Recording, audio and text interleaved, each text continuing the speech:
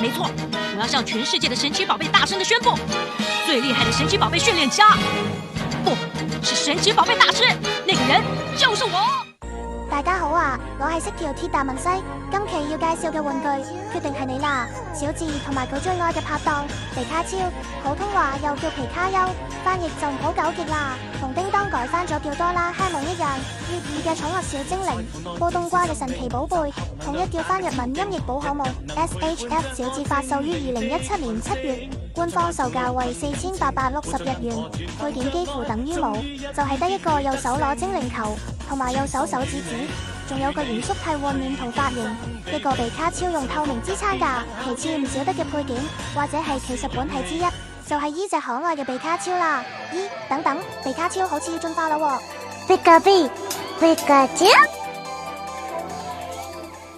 哈哈哈哈哈！皮卡超終於進化啦，進化成大比例 SHF 皮卡超，發售於2016年4月，日本售價為3780日元，配件同樣少得可憐，只有2個替換鏈，同埋一對冇咩分別嘅替換手。我哋一齊回憶一下，佢兩個嘅愛情唔係冒險故事先啱。小智嘅原型係寶可夢遊戲第一代嘅紅版藍版嘅主人公赤紅，之後更因為卡通片大受歡迎，反輸出第一代資料片遊戲黃版，即係皮卡超版。動畫中小智同皮卡超初次登場於1997年4月1日，寶可夢第一集，寶可夢就決定係你啦。當年10歲嘅小智啱啱出道，因為遲到，3隻御三家都俾人執晒，得翻隻唔聽話嘅皮卡超。兩個之後一路相伴冒險。今期玩具嘅呢套衫就係經典嘅第一代無印編裝束。小智身邊嘅人換完一批又一批，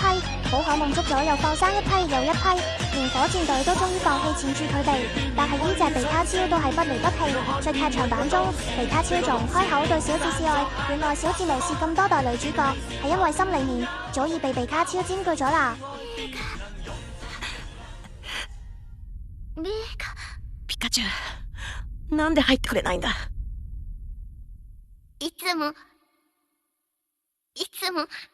一緒にいたいから。ピカチュウ、お前。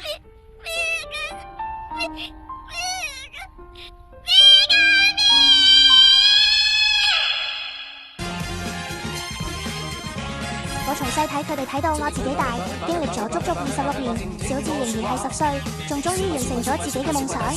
2023年3月24日，彩虹與寶可夢大師中，同皮卡超一齊成為了寶可夢大師，但同時亦都意味着陪伴咗我哋26年嘅小智同皮卡超，係時候返去讀書寫字做功課啦。所以不知不覺間，寶可夢嘅主角已經唔係小智同皮卡超啦。講返玩具啦，小智還原卡通片初代造型很到位，造型我俾4粒星，塗裝冇咩亮點都冇咩缺點，所以塗裝有3粒星。可動方面，小智冇咩太大嘅動作，基本動作都能實現，我俾3粒星。入手難度方面，當年我預訂價250蚊，目前被炒作有高有低，普遍係1000蚊左右，唔考慮溢價部分我俾3粒星。好玩度方面，雖然配件勁少，左手仲要只有個拳頭，小智想摸下皮卡超個頭都唔得，但可以配合萬代 SHF 嘅御三家，仲有呢隻完全唔啱比例嘅皮卡超，